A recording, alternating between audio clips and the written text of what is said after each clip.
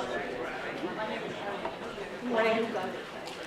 My name is Nadia El-Haj, and I'm going to chair this panel and introduce it a little bit. So to begin with, on behalf of the Center for Palestine Studies and the Middle East Institute, who are co-sponsoring this event, we want to welcome you to this discussion of the recent war in Gaza, which we decided this summer we needed to sponsor an event on to put it in a much larger context, historical, military, political, and even discursive. So I'm just going to say a few things to begin, just thinking about some of the questions that I would like us to just keep in the back of our minds in terms of how this war tends to be framed, at least in the U.S. And then I will introduce the panelists. The structure of the session is each panelist is going to speak for 25 to 30 minutes, and then we'll have about 30 minutes for discussion.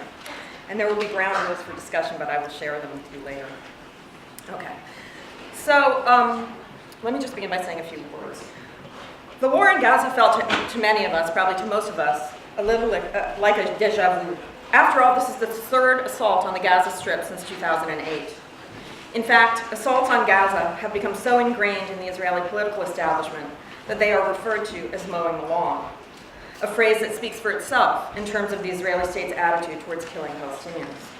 Nevertheless, in other ways, this war was not just déjà vu.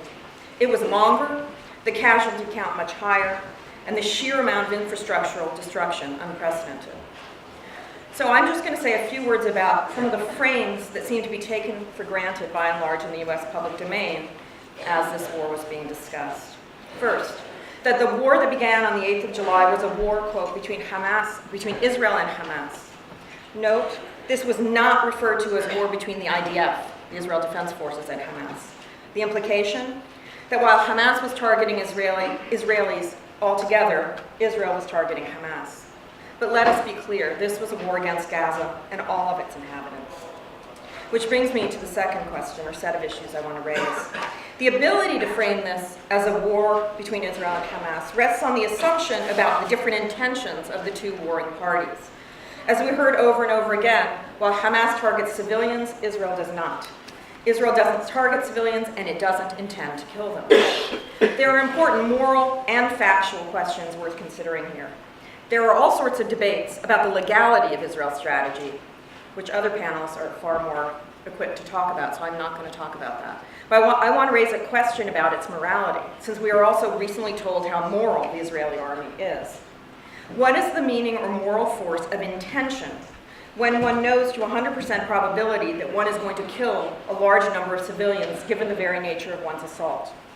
After all, Gaza is a densely populated territory cordoned off by air, sea, and land, from which no escape is possible. The IDF dropped bombs powerful enough to flatten 8-story apartment buildings and send large metal gates flying through the air.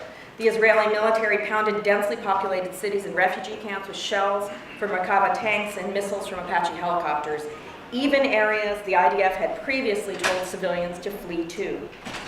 There was no safe place in Gaza. There was nowhere to go. Even if the killing of civilians was not intentional, then the distinction between the intended and the unintended has lost all sense here. What difference does it make? And what if it was not unintentional at all? What if making civilians pay a high price for supporting Hamas is precisely the intent? There's all sorts of evidence that Israeli military doctrine does choose to target civilians. In fact, being closer to the logic of the firebombing of German and Japanese cities during World War II than to a logic of counterinsurgency warfare that proclaims to be a project of winning hearts and minds. And that is important to consider.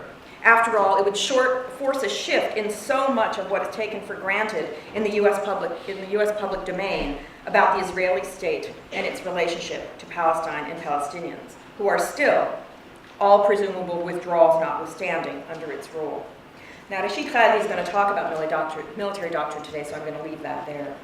Finally, I just want to say a few words about the question of civilian casualties and how we count them. We hear a lot about what percentage of the casualties really were civilians. How do we identify civilians? To bring up just one point, as Maya Mikdashi has asked in an article she published in Jadaliyya, can Palestinian men be victims? To be a Palestinian male of a certain age, certainly a teenager through one's mid-30s, and perhaps a male as young as 8 and a man as old as 50, is by definition to be a combatant. One is guilty of being a terrorist by definition. The racial logic is deeply gendered here. And like African American men in US cities, as we witnessed with renewed force this past summer, Palestinian men are guilty prima facie of something, even if we are not sure of what. For all the questions raised about the actual number of civilian casualties, the question of whether or not Palestinian men can be civilians and thus be considered victims and not combatants does not seem to enter into the fray of debate. Okay. Now I'm just going to introduce our panelists, who I'm going to introduce them in order of their talks. So Rashid Khalidi, who's probably known to almost everybody here, and who I've known for a very, very long time, is the Edward Said Professor of Modern Arab Studies at Columbia here in the History Department. He is probably the most prominent Palestinian academic today who has as much presence in the scholarly world as in the public domain. And he has written numerous books on the history of Palestine and on US foreign policy in the Middle East. Rashid is the editor of the Journal of Palestine Studies and a key figure in the Center for Palestine Studies. And his three most recent books are Brokers of Deceit, How the US Has Undermined Peace in the Middle East, Sowing Crisis, American Dominance and the Cold War in the Middle East, and The Iron Cage, the story of the Palestinian struggle for statehood. It is also a pleasure to welcome Noura Erakat to Columbia for this event. I read a lot of what she wrote this summer on the war and found it so erudite and eloquent that I decided we had to have her here. So, welcome. Noura is an assistant professor at George Mason University who has a long record at this point as a human rights activist and attorney. And she has experience not just working on questions of Palestine, but also working on domestic issues as legal counsel on Capitol Hill. Noura is also the co-editor of Jadaliyya, which is a relatively new and extremely important online publication that deals with kind of reports on the contemporary Middle East, but with a lot more depth than that term suggests. So I would like to welcome both of you, perhaps to, well, you can decide whether you want to come up immediately, but I turn over the floor to Rashid. Thank you.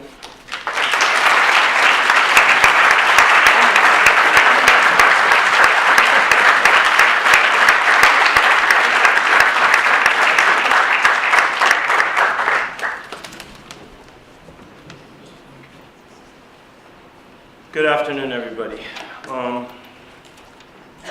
We have a grim topic to discuss, so let's get right to it. My talk is entitled Israel's War on Gaza, the Dahya Doctrine, Proportionality, and War Crimes. As we all know, in July